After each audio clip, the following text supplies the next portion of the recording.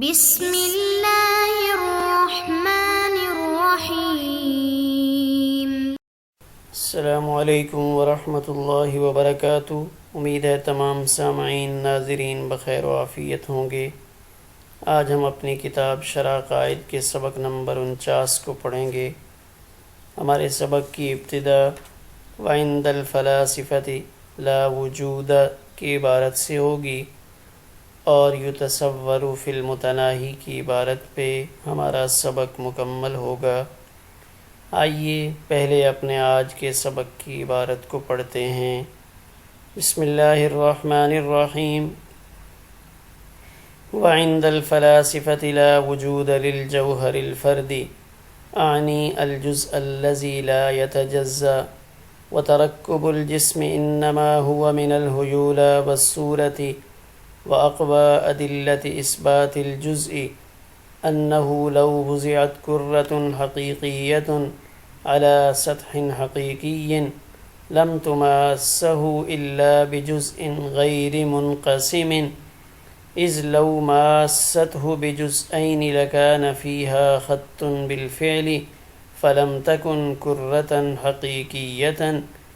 وأشهرها عند المشايخ وجهان: الأول أنه لو كان كل عين منقسما لا إلى نهاية لم تكن الخردلة أصغر من الجبل، لأن كل منهما غير متناهي الأجزاء، والعزم والصغر إنما هو بكثرة الأجزاء وقلتها، وذلك إنما يتصور في المتناهي۔ آئیے اب اپنے سبق کی عبارت کا ترجمہ کرتے ہیں۔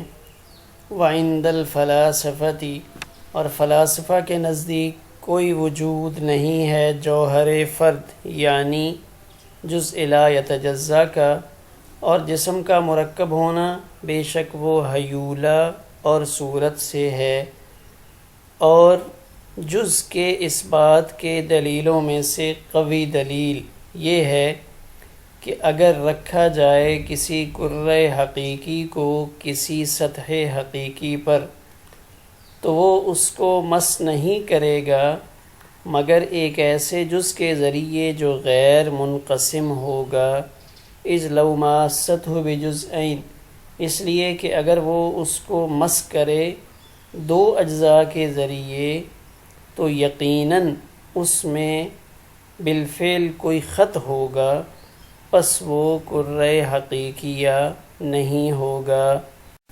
اور ان میں زیادہ مشہور مشائخ کے نزدیک دو دلیلیں ہیں۔ الاول، پہلی دلیل یہ ہے انہ لو کان کل عین منقسما، کہ اگر ہر عین قابل انقسام ہو، لا الی نہایہ یعنی بے انتہا، تو نہیں ہوگا رائی کا دانہ پہاڑ سے زیادہ چھوٹا، اس لیے کہ ان دونوں میں سے ہر ایک غیر متناہی اجزاء والا ہے۔ والعظم والصغر، بڑا اور چھوٹا ہونا بے شک وہ اجزاء کے زیادہ ہونے اور اس کے کم ہونے سے ہے، اور بے شک یہ متصور ہو سکتا ہے متناہی یعنی محدود ہی میں۔ آئیے اب اپنے سبق کی کچھ تشریح دیکھتے ہیں۔ ہمارے سبق کی اہم نکات میں سے پہلا، فلاسفہ کون ہیں، جزء لا یتجزا کے اس بات کی قوی دلیل، کرہ کسے کہتے ہیں، خط اصطلاح میں کیا چیز ہوتی ہے، اور جزء لا یتجزا کے اس بات کی پہلی دلیل کون سی ہے۔ پھر ہم ایک نظر عبارت پہ ڈالیں گے۔ تو آئیے سب سے پہلے دیکھتے ہیں کہ فلاسفہ کون ہیں۔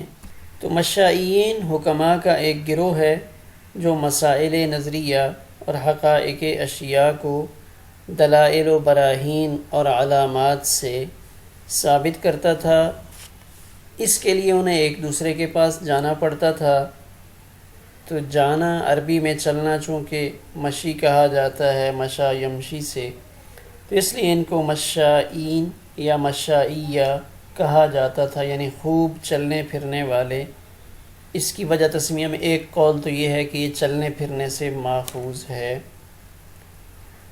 ان کے مقابل ایک دوسرا گروہ بھی معروف تھا اہل علم میں، جس کا نام اشراقیین تھا، جو بیٹھے بیٹھے محض باطن کی صفائی اور دل کی نورانیت سے مسائل و حقائق معلوم کر لیتے تھے، کیونکہ اشراق کے معنی روشنی اور نورانیت کے آتے ہیں۔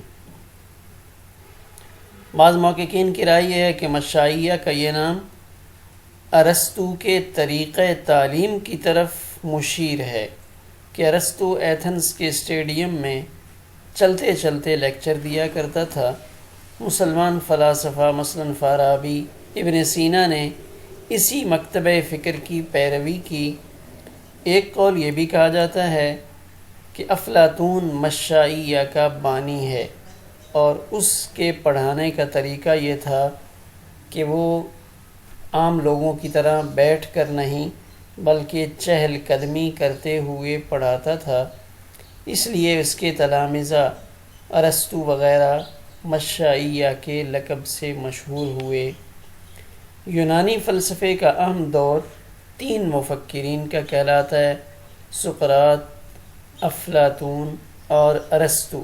فلاسفہ کے 4 اسکول یعنی 4 بنیادی نظریات وہ سید مناظر احسن گیلانی رحمہ اللہ تعالی نے اپنی کتاب الدین القیم میں ذکر فرمائے ہیں، اور یہ فرمایا ہے کہ یہ جو 4 ان کے اسکول آف تھاٹ ہیں، ان میں سے ایک دیموقراطیس مادیت والا، جس کا بانی دیموقراطیس کہا جاتا ہے، وہ ایک نظریہ ایسا ہے جو مذہب کے مد مقابل ہے۔ باقی تینوں نظریات ان کے اندر اللہ تعالیٰ کا تصور باقاعدگی سے موجود ہے، وہ مذہب کی نفی نہیں کرتے۔ جزء لا یتجزا کے اس بات کے دلائل میں سے جو قوی تر دلیل ہے، یہاں سے علامہ تفتزانی اس کو ذکر فرما رہے ہیں۔ اس سے پہلے چند باتیں ذہن نشین کرنی چاہیے۔ سب سے پہلے کرہ، یہ لغت میں ہر گول چیز کو کہتے ہیں جیسے ہمارے ہاں گیند ہوتی ہے، اور اصطلاح میں کرہ وہ گول جسم ہے جس کے بیچ میں اگر کوئی نقطہ فرض کیا جائے تو اس سے اس کی سطح کی طرف نکلنے والے تمام خطوط ہر جانب سے برابر ہوں۔ جیسے کتاب میں کرہ کے ساتھ جو حقیقی یا کی قید لگی ہوئی ہے، تو یہ لغوی کرہ کو خارج کرنے کے لیے ہے۔ کرہ حقیقی میں خط بالفعل نہیں ہوتا، کیونکہ خط سطح کے کنارے کو کہتے ہیں اور کرہ کی سطح کا کوئی کنارہ نہیں ہوتا۔ تیسری چیز، کتاب میں سطح حقیقی سے مراد سطح مستوی ہے، اور سطح مستوی وہ سطح ہے جو بالکل ہموار اور برابر ہو، جس میں ذرا بھی اونچ نیچ نہ ہو۔ اور چوتھی چیز کہ خط ایک جہت یعنی طول میں قابل تقسیم ہوتا ہے، اور نقطہ کسی بھی جہت میں قابل تقسیم نہیں ہوتا۔ متکلمین کے نزدیک جوہر فرد یعنی جزء لا یتجزا بھی کسی جہت میں قابل تقسیم نہیں ہوتا۔ دونوں میں صرف فرق یہ ہے کہ جزء لا یتجزا عین یعنی قائم بالذات ہوتا ہے، اور نقطہ یہ ایک عرض ہے جو قائم بالغیر ہوتا ہے۔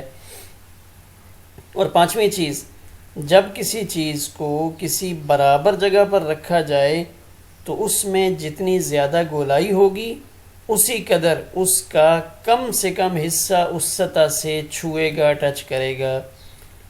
اس تفصیل کے بعد دلیل یہ ہے کہ اگر کرہ حقیقی کو سطح حقیقی پر رکھا جائے تو کرہ کا جتنا حصہ سطح سے ملے گا وہ ناقابل تقسیم ہوگا، یعنی وہ کرہ جو گیند نما ہم رکھیں گے، اس کا جو حصہ اس برابر سطح کے ساتھ لگ رہا ہے وہ ناقابل تقسیم ہے، اسی کو ہم جزء لا یتجزا کہتے ہیں، کیونکہ اگر وہ قابل تقسیم ہو تو کم از کم 2 جز اس میں سے ضرور نکلیں گے، بس اس سے اس کرہ میں بالفعل خط کا موجود ہونا لازم آئے گا، لہٰذا اگر اس پہ خط بن سکتا ہے تو پھر وہ کرہ حقیقی نہیں ہوگا، کیونکہ کرہ حقیقی میں ایک خط نہیں بن سکتا۔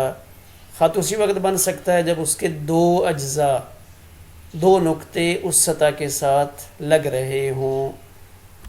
کرہ کاف کے ضمہ اور را کے فتح کے ساتھ بغیر تشدید کے استعمال ہوتا ہے۔ اس کی جمع کرات اور کرن آتی ہے۔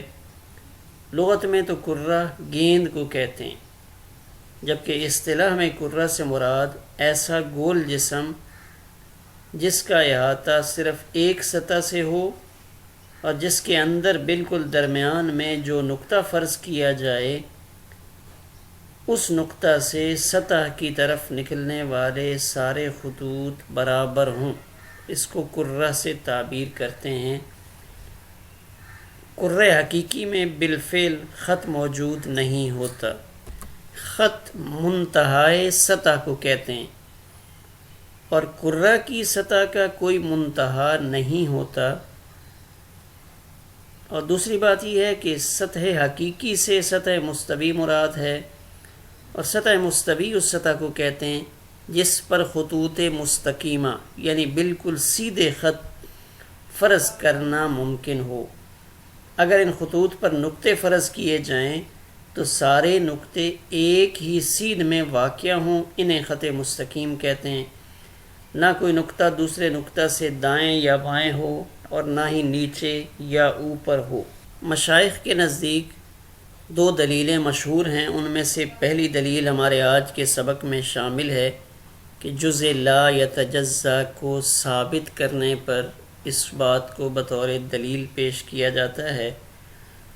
اب اس سے پہلے یہ بات ذہن میں رہے کہ فلاسفہ کے نزدیک ہر عین غیر متناہی تقسیم کو قبول کرتی ہے، یعنی جیسے جیسے اس کو تقسیم کرتے جائیں ہوتی جائے گی، اس میں کوئی مقام ایسا نہیں آتا کہ وہ تقسیم رک جائے، یعنی وہ مزید تقسیم کے قابل نہ رہے اور اس کو ہم جزء لا یتجزا کہہ سکیں۔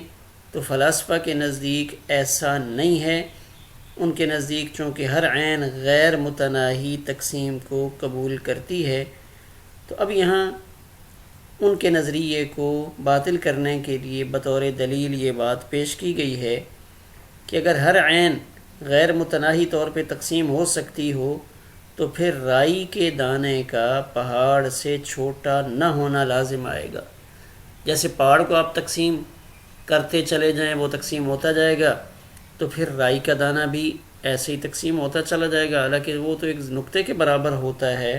تو ہر عین اس کی تقسیم غیر متناہی ہونے کے قاعدے سے ان دونوں کی تقسیم بھی غیر متناہی ہوگی، اور غیر متناہی تقسیم کے نتیجے میں دونوں کے اجزاء بھی غیر متناہی ہوں گے، اور چونکہ ایک غیر متناہی دوسرے غیر متناہی سے کم یا بیش نہیں ہوتا، اس بنا پر رائی کے دانے کے غیر متناہی اجزاء پہاڑ کے غیر متناہی اجزاء سے کم نہیں ہوں گے، تو پھر ایسا لگے گا کہ رائی کا دانہ بھی پہاڑ سے چھوٹا نہیں ہے۔ رائی کے دانے کا پہاڑ سے چھوٹا نہ ہونا بداہتاً باطل ہے۔ بدیہی طور پہ انسان دیکھتا ہے تو سمجھ سکتا ہے، ہر ذی شعور یہ کہے گا کہ رائی کا دانہ چھوٹا ہے اور پہاڑ بڑا ہے۔ لہٰذا فلاسفہ کا یہ نظریہ کہ ہر عین کی تقسیم کا غیر متناہی ہونا یہ بھی باطل، اس سے جزء لا یتجزا ثابت ہوتا ہے، یعنی وہی جز جس پر کسی عین کی تقسیم پہنچ کر ختم ہو جائے اس کے بعد مزید تقسیم نہ ہو سکے۔ ایک ٹکڑے کو آپ توڑتے جب اتنا چھوٹا رہ جائے کہ مزید اس کو توڑنا ممکن نہ ہو تو اس کو جزء لا یتجزا کہتے ہیں۔ اعنی الجزء الذی لا یتجزا کی عبارت نکال کر جوہر فرد کی وضاحت کی کہ جوہر فرد سے کیا مراد ہے۔ حکماء کہتے ہیں کہ جوہر کی 5 قسمیں ہیں: حیولہ، صورت، عقل، نفس اور جسم۔ یہ 5 قسمیں جوہر کی کہلاتی ہیں۔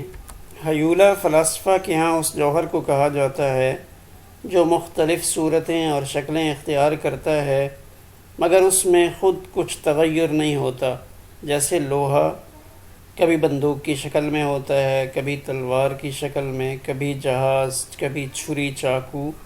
صورتیں مختلف ہوتی ہیں مگر مادہ سب کا ایک ہوتا ہے۔ تو جو جوہر ان تمام صورتوں میں جاری و ساری ہے وہ حیولہ ہے، اور جو کیفیت ایک شے کو دوسری شے سے ممتاز کرتی ہے وہ صورت کہلاتی ہے۔ قرہ کا وجود ہے یا نہیں؟ متکلمین قرہ کے وجود کے قائل نہیں ہیں، اگرچہ ان میں سے بعض نے سطح مستوی اس کا اعتراف کیا کہ سطح مستوی تو پائی جاتی ہے لیکن قرہ نہیں پایا جاتا۔ تو اگر قرہ ان کے ہاں موجود نہیں ہے تو پھر اس کو بطور دلیل کیسے پیش کیا ہے؟ تو کہتے ہیں یہ پھر دلیل الزامی ہوگی، اس لیے کہ فلاسفہ تو قرہ اور سطح حقیقی ان دونوں کے وجود کے قائل ہیں۔ ہمارا آج کا سبق اسی پر مکمل ہوا۔